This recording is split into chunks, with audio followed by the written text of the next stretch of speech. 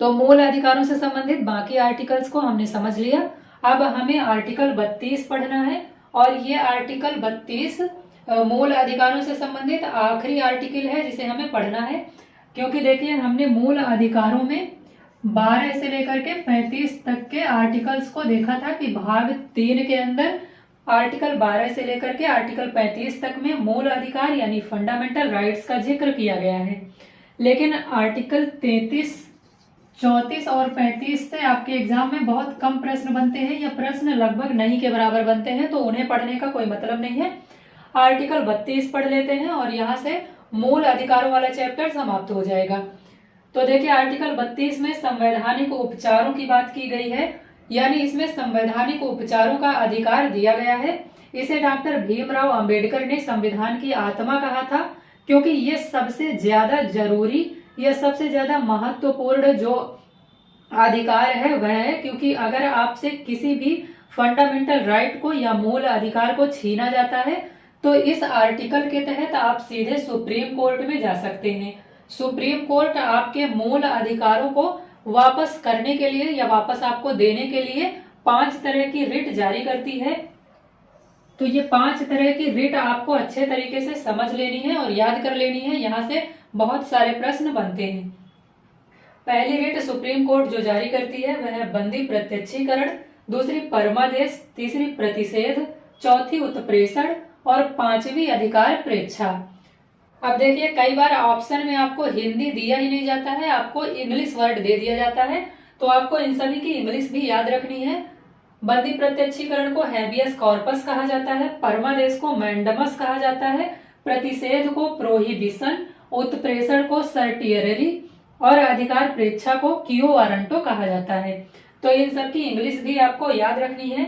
Habeas corpus देखिए, जो बंदी प्रत्यक्षीकरण है वह लोक अधिकारी और निजी व्यक्ति दोनों के खिलाफ सुप्रीम कोर्ट जारी कर सकती है।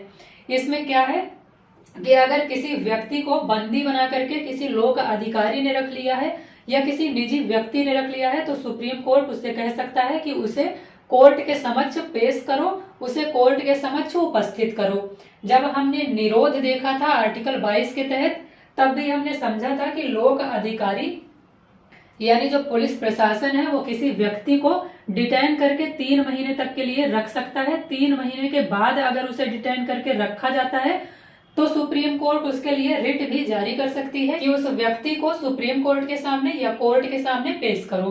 तो ये आप समझ गए, निजी व्यक्ति और लोक अधिकारी दोनों के खिलाफ सुप्रीम कोर्ट ये वाली रिट जारी करती है।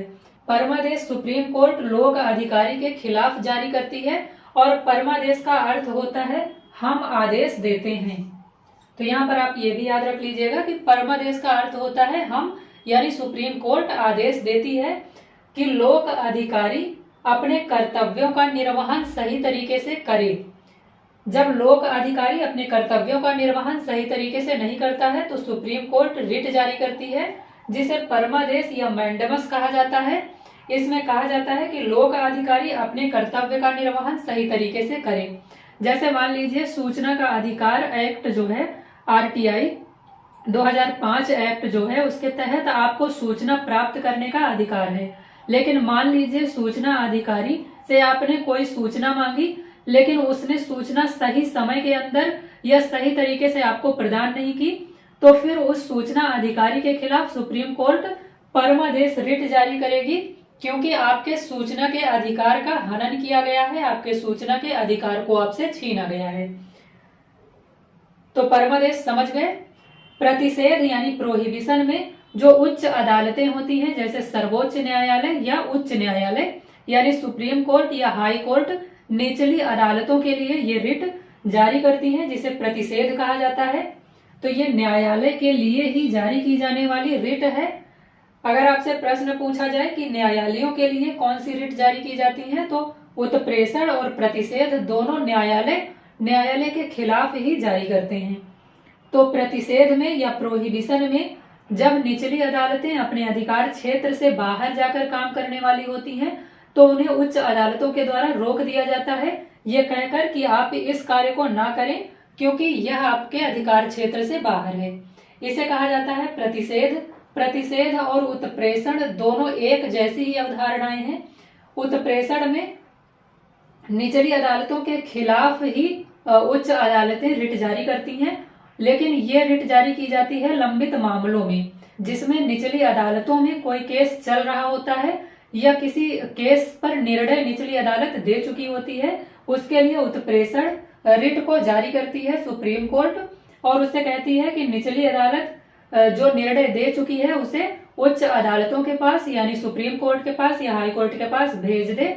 इसके अलावा जो निर्णय निचली अदालतों ने दिया है उस निर्णय को सुप्रीम कोर्ट या हाई कोर्ट रद्द कर सकती है और दूसरा निर्णय इस पर दे सकती है, क्योंकि जो निचली अदालतें थी उन्होंने अपने अधिकार क्षेत्र से बाहर जाकर यहाँ पर कार्य किया था।